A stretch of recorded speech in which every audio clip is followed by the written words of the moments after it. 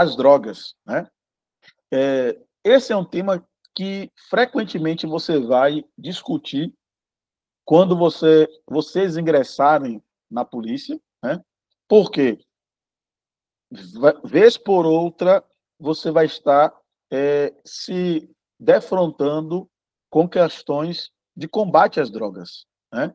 A maioria dos crimes que nós, policiais militares, dependendo, claro, muitas vezes do local de atuação, geralmente vai estar relacionado às drogas, né?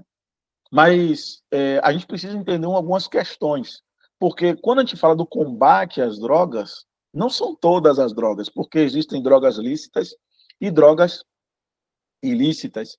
O combate ele vai orbitar contra as drogas ilícitas. Por que eu estou falando isso? Porque toda droga, toda a farmacologia, ela tem a sua consequência, né? Todas as drogas têm seus efeitos colaterais. Então, por exemplo, a gente fala muito da droga, a gente vem logo o quê? Aquelas psicoativas, os entorpecentes, as drogas sintéticas, mas, por exemplo, o álcool é uma droga, o tabaco, o cigarro é uma droga. Só que o que acontece?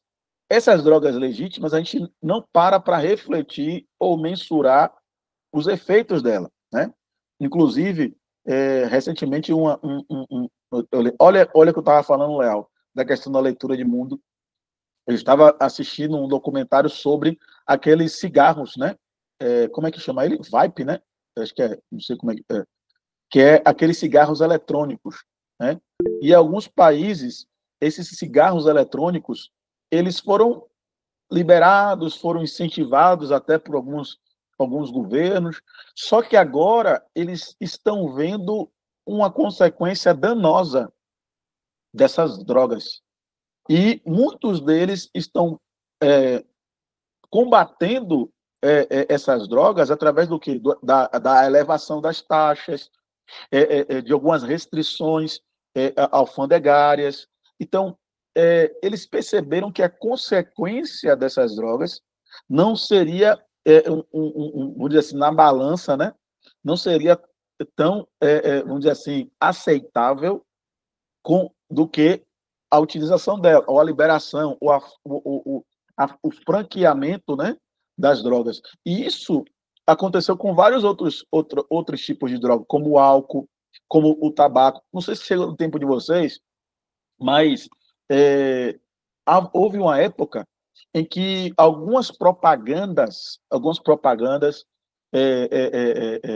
como de Marlboro, Hollywood, que eram cigarros famosos à época, e eles associavam as drogas a atividades esportivas.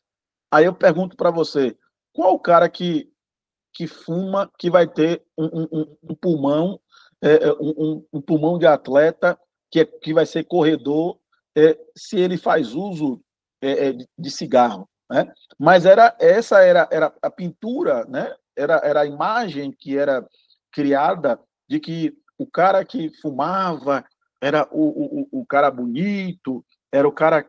Isso aí na questão propagandista, né? Na questão de propaganda. Mas o que eu quero chamar a atenção de vocês é que, com o uso, ou seja, essa propaganda começou a dar um incentivo às drogas. E aí começou a ter o efeito colateral. Qual é o efeito colateral? Câncer. Você começou a ter vários câncer de garganta, câncer de pulmão. E aí começou a ter um outro problema, que às vezes a gente não percebe quando a gente fala da questão das drogas, e principalmente as drogas lícitas, que é os custos desse uso. Os custos para a sociedade. Por quê? Porque você vai ter um problema de saúde pública. Você vai ter um problema para cuidar daquelas pessoas que fazem uso daquelas drogas. E isso é interessante porque quando a gente começa a perceber isso, há um gasto muito grande para o tratamento, dessas pessoas. Essas pessoas deixam de ser produtivas no mercado de trabalho por conta das drogas, né? Eu falava, não sei se eu falei isso para vocês, mas em algumas situações de violência doméstica, muito acontece em razão do uso do álcool, né? Então, isso eu estou falando de drogas lícitas. E quando nós falamos do combate às drogas, que é geralmente desculpe, ilícitas, a gente vai perceber o seguinte, que em conjunto, né, das drogas, você vai ter outra associação a outros elementos. Por ser ilícito, acaba incentivando outros mercados, né? Por exemplo, tráfico de arma, a violência. A violência acaba sendo influenciada. Quantas pessoas morrem? As taxas de homicídios muitas vezes estão ligadas, né, a exatamente o tráfico de drogas, né? Geralmente nos bairros periféricos acontece esse fenômeno, né? Eu não sei, eu não lembro de algum documento ou alguma pesquisa, né, que possa me afirmar, mas empiricamente, né, você vai perceber que nos bairros mais nobres você vai ter um tipo de ocorrência criminal diferente dos bairros periféricos. Geralmente nos bairros periféricos você não vai ter furto, você não vai ter roubo, mas você vai ter homicídios. Pode ter furto ou roubo? Pode, mas não predominantemente. Mas já nos bairros nobres, né, podemos assim dizer, vai ter muitos casos de roubo, de furto, porque geralmente as pessoas que vão para esses lugares para roubar, para assaltar, são de áreas limítrofes, porque geralmente você vai ter do lado de um bairro nobre, de um bairro de classe média alta, você vai ter um bairro periférico. Você vai ter um bairro cuja população geralmente é marcada por essa questão de facções, né? Então, o tráfico de droga acaba influenciando diretamente nessas comunidades. E você vai ver muitos casos de homicídio, ou seja, em consequência dessas drogas, você vai ter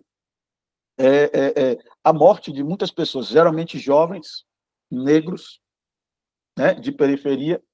Então, esses são arregimentados pelo tráfico, e aí eles se tornam o quê? Soldados do crime, e começam a combater, só que o que acontece? É aí que começa vamos dizer assim, a dinâmica, né? Porque você vai ter a polícia que vai ter a responsabilidade, né? Já que a função dela, uma das funções dela é de fiscalização, de manutenção da ordem pública, e aí você tem toda uma estrutura de combate às drogas, só que a nossa temática gira em torno exatamente dessa questão. Será que é suficiente esse sistema de combate às drogas? Será que o uso da droga, o acesso à droga é só uma questão de segurança pública? É só a polícia que tem que agir no contexto de drogas? Ou também não é uma questão de saúde pública? Porque, às vezes, a polícia está agindo apenas na questão repressiva.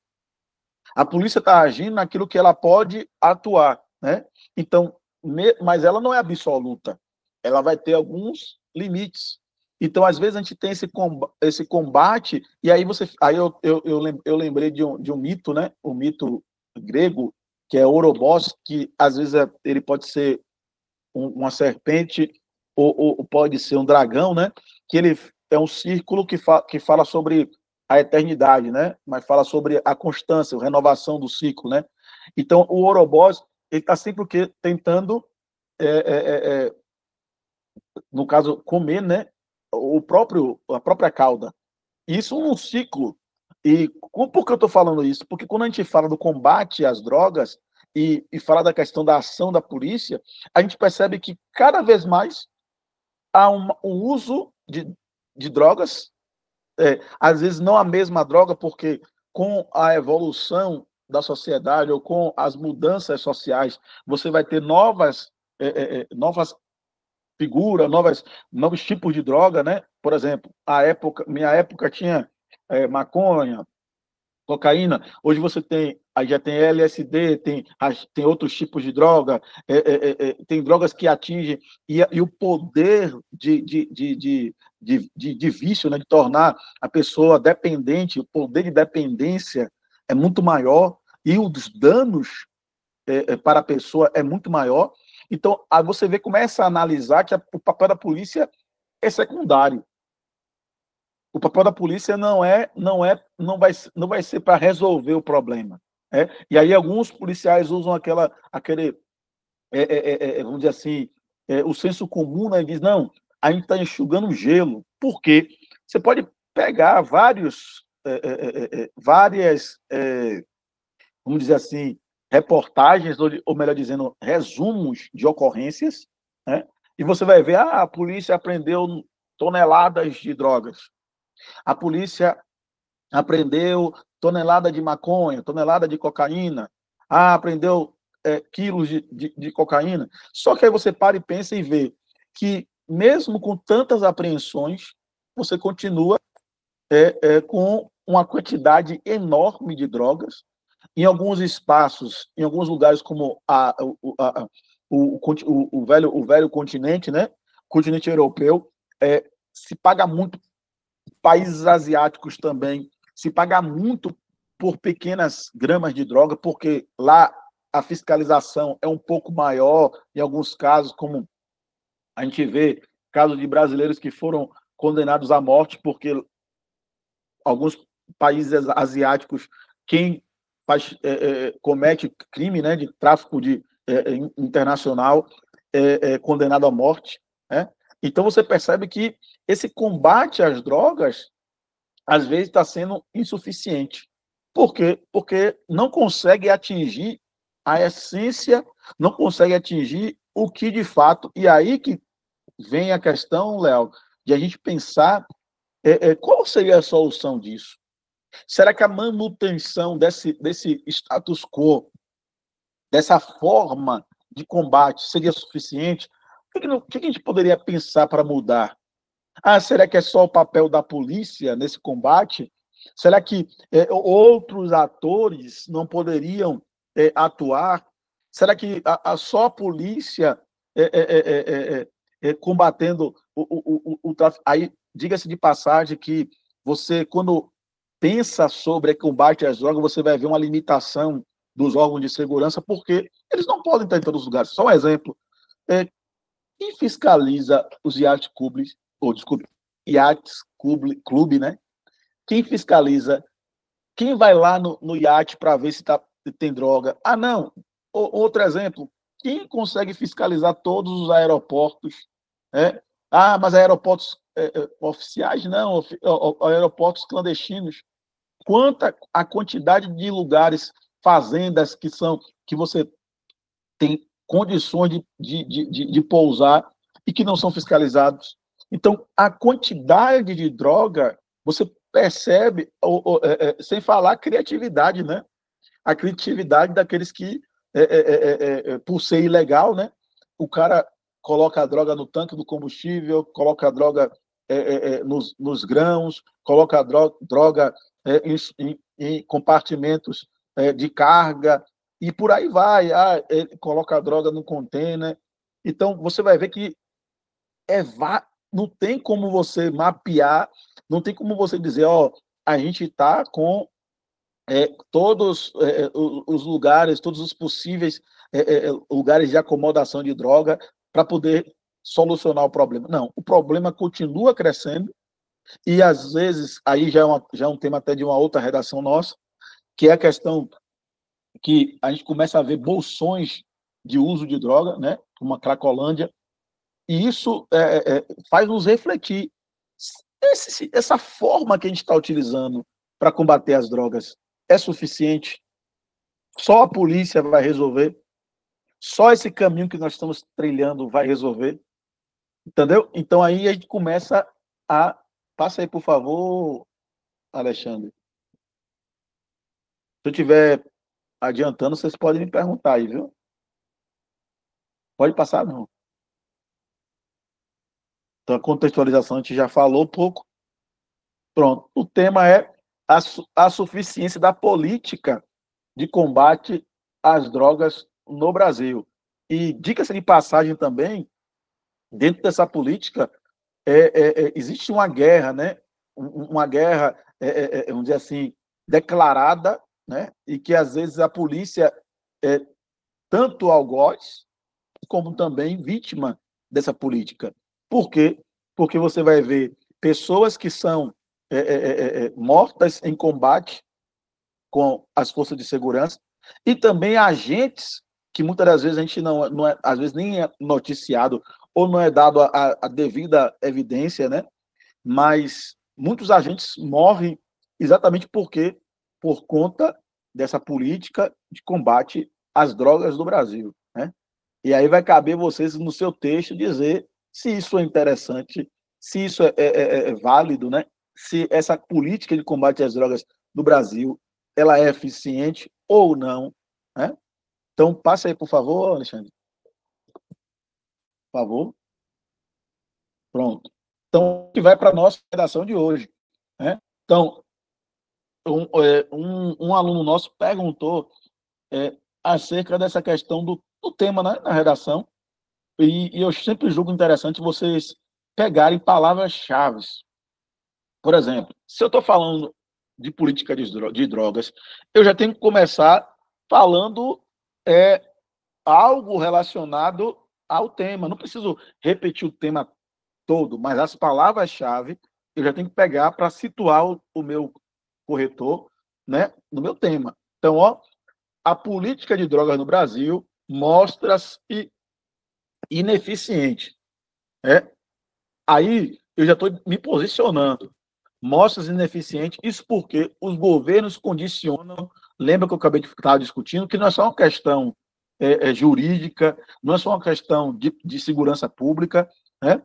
Os governos condicionam essa crise ao aspecto meramente legal, né? As pessoas tendem a achar que a questão de drogas é só o quê? Às vezes, quando a gente está tendo um boom, uma crise, né? De coisas relacionadas ao uso de drogas, ao tráfico de drogas, a gente tem a tendência ao quê? Ao sensacionalismo. Não, a gente vai criar uma lei mais rigorosa para combater tal. Só que não adianta ter uma lei se não tem fiscalização, não adianta ter uma lei se eu não tenho acompanhamento para que aquilo ali ela vai se tornar morta. Então, a ideia é o quê? Ter uma lei, mas eu tenho que ter como fiscalizar. E aí você não tem, vamos dizer assim, material humano, se podemos assim dizer, agentes suficientes para poder fazer essa fiscalização. Então, aí os governos têm a tendência ao quê? Não, eu vou criar uma lei. Então, condicionam essa crise ao aspecto meramente legal. Além disso, tratam esse problema apenas no âmbito da segurança pública, quando deveriam tratá-lo como problema de saúde pública, né? Então, o problema das drogas não é só combatido com polícia, não é só caso de polícia, né? É também combatido por questões de saúde pública, né? Pode passar, Alexandre. Se tiver alguma dúvida, pessoal, pode perguntar, viu? Pode passar. Então, no nosso desenvolvimento, a gente vai falar exatamente sobre isso, né? Eu marquei alguns conectivos e também algumas expressões que eu acho interessante, né? Eu já falei isso para vocês. É sempre bom a gente usar, vamos dizer assim, o verbo, né? Não usar a primeira pessoa, isso é inquestionável. Às vezes a gente utilizar o quê? A modalização do verbo, né? É você tornar o texto mais impessoal, né? Então, quando você coloca na terceira pessoa do plural, ou que se torna um sujeito indeterminado, ou quando você coloca a partícula se, né? Você traz uma impessoalidade no seu texto. Não significa que você não vai estar se posicionando, vai, mas você vai deixar como se eu estivesse analisando o texto, né? Porque não tem como você ser impessoal plenamente, porque sempre você vai se posicionar de alguma forma. Então, ó, sabe-se que, ou é sabido, inclusive é até interessante isso que está aqui, porque às vezes você pode utilizar também expressões como é notório, é sabido, percebe-se, é percebido que. Então, são formas de você trazer uma modalização no seu texto. Então, sabe-se que o tráfico de drogas tem ceifado inúmeras vítimas, né? Frequentemente a gente vê casos de jovens sendo mortos por conta do tráfico de droga, porque não deixou de pagar, ou às vezes por conta indiretamente, o camarada está devendo, aí ele vai lá a roubar uma moto, e aí ele acaba matando latrocínio, matando a pessoa, e aí por conta, quando você vai ver a origem, né, aquilo que desencadeou, aquilo que ensejou aquela ação, foi o tráfico de drogas, foi a droga lá mais adiante, beleza? Então, inclusive, o de agentes estatais, foi o que eu falei, não é só pessoas que sofrem com efeito colateral, as famílias, né? Porque a gente pensa que é só o cara que morre, mas não é só quem morre. Tem pessoas que ali, às vezes, sustenta pai de família que são mortos por conta dessa questão das drogas, e aí tem um efeito colateral que eles não vão sustentar mais, tem o trauma, o trauma, né? Os traumas causados por ações, né? Essa questão violenta, essas mortes violentas, que às vezes a gente não cuida dessas pessoas, mas tem trauma, né?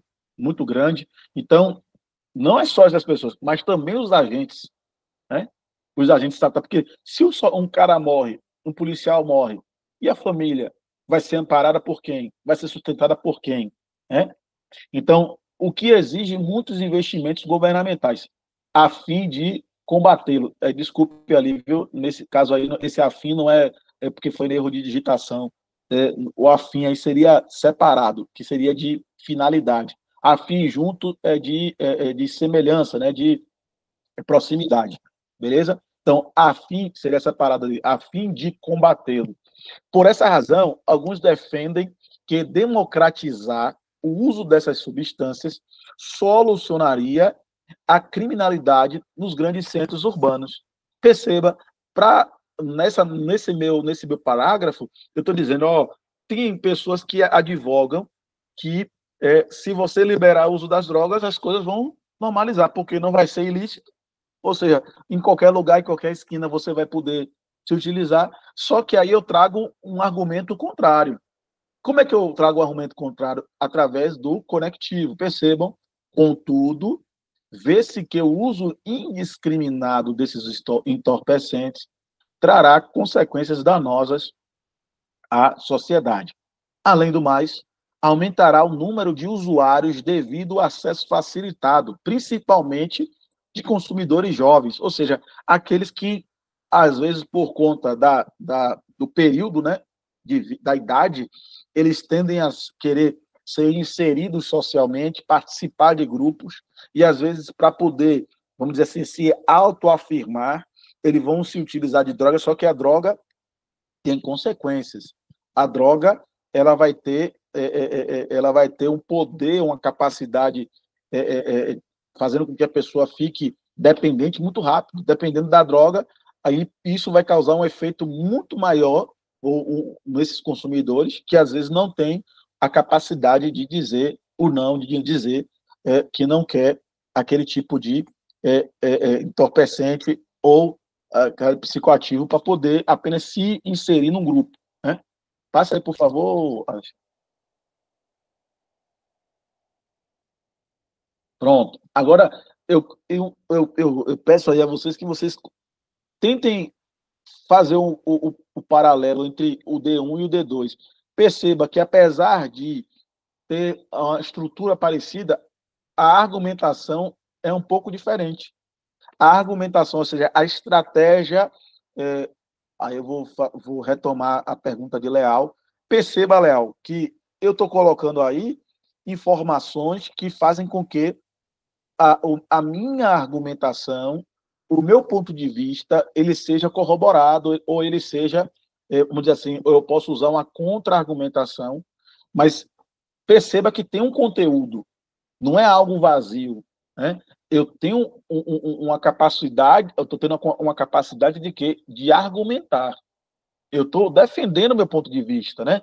A partir de quê? A partir de leituras que eu fiz.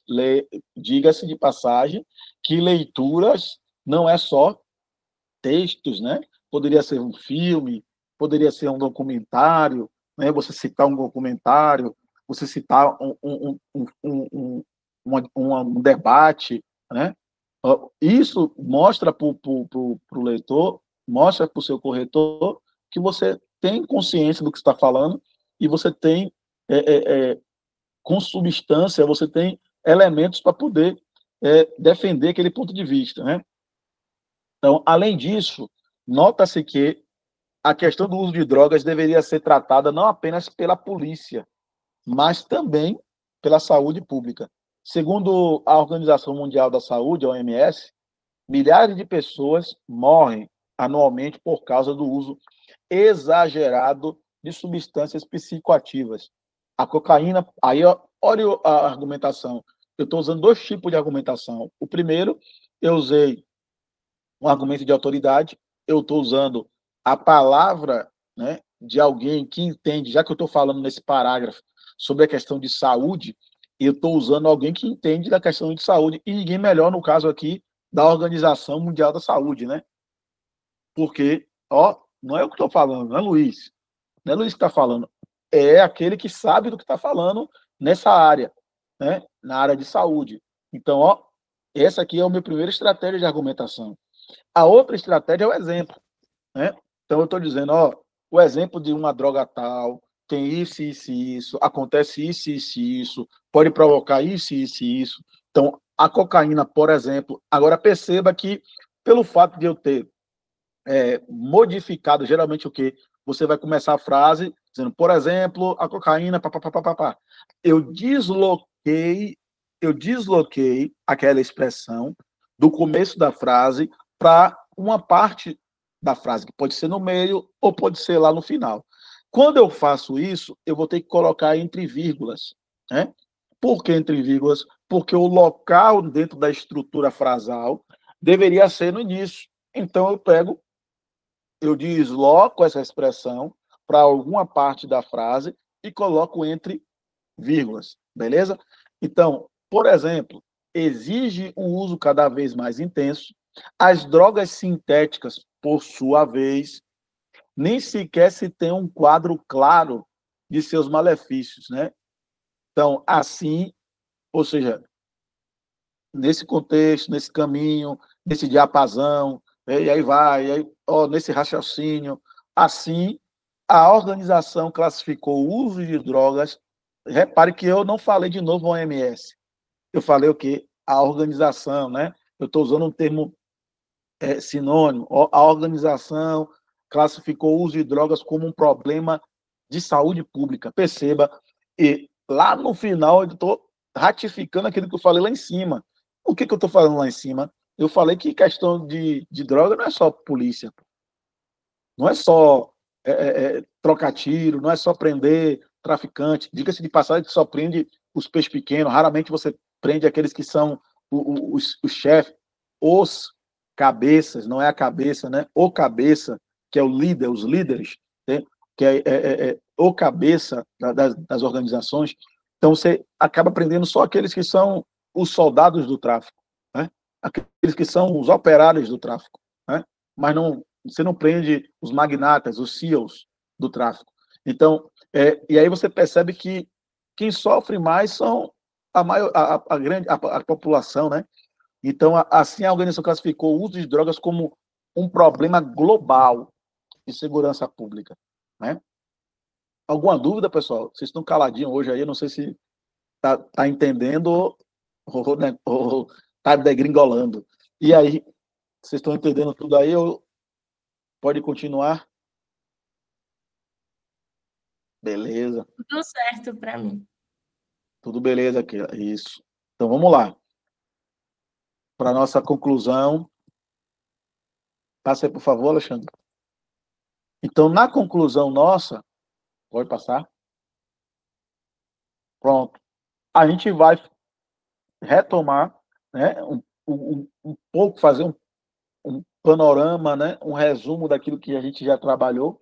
Então, dessa maneira, percebe-se que, queridos, observem que em cada parágrafo eu estou utilizando expressões, como eu falei para vocês, que são modalizadoras, né? Percebe-se, nota-se, sabe-se.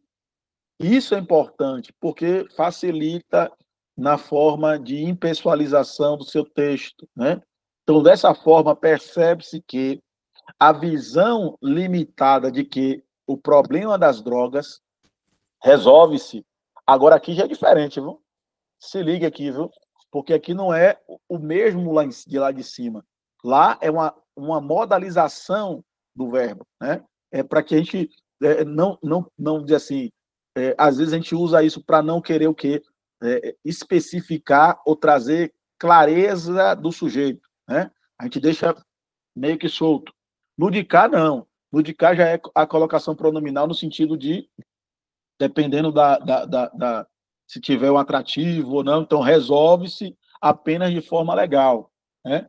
Além da crença de que essa questão deve ser tratada tão somente pela área de segurança pública, aumenta cada vez mais a ineficiência, ou seja, eu estou dizendo, ó, a ineficiência das políticas sobre o assunto é por conta disso, é porque o tratamento que está sendo dado é incoerente, o tratamento que está sendo dado não condiz com o tamanho do problema. O tratamento que está sendo dado é insuficiente, né, diante daquilo que é o problema de drogas no país, né?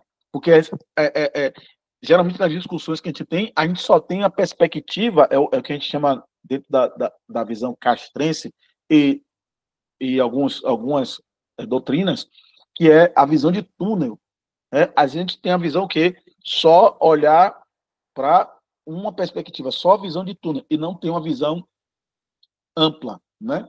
Uma visão panorâmica, né? Então, portanto, é necessário que o Estado crie leis adequadas às demandas sociais e também promova ações educativas a fim de alertar sobre os perigos das drogas, assim como promova programas de assistência aos usuários e às suas famílias, né? Então, isso aqui é interessante porque são propostas tranquilas, propostas que podem ser colocadas em práticas, propostas execuíveis, propostas que podem ser facilmente executadas. Então, percebam, pessoal, a gente discutiu o tema e a gente elencou. Aí, às vezes, a gente às vezes tem uma dificuldade. Eu falei isso também no Instagram, né? Botei uma dica sobre isso. A questão da escolha dos argumentos, né? Uma aluna perguntou para a gente sobre essa questão da escolha dos argumentos, e uma das formas de você escolher diante de vários pontos é você ver se você tem condições de defender aquele argumento. Vamos supor, estamos discutindo sobre a política das drogas, estamos discutindo o combate das drogas, mas qual área desse assunto, qual área desse tema que eu posso discutir, que eu tenho segurança para poder falar? Tem vários. Eu posso falar sobre os efeitos colaterais, eu posso falar da questão psicológica, eu posso falar dos danos sociais causados pela política das drogas, mas também eu posso falar sobre o aspecto da atuação, do combate dele, que pode ser feito pela segurança pública, pode ser feito numa perspectiva, num âmbito de saúde pública. Então, quando eu percebo que eu tenho segurança para poder escrever, isso me dá o quê? Um caminho.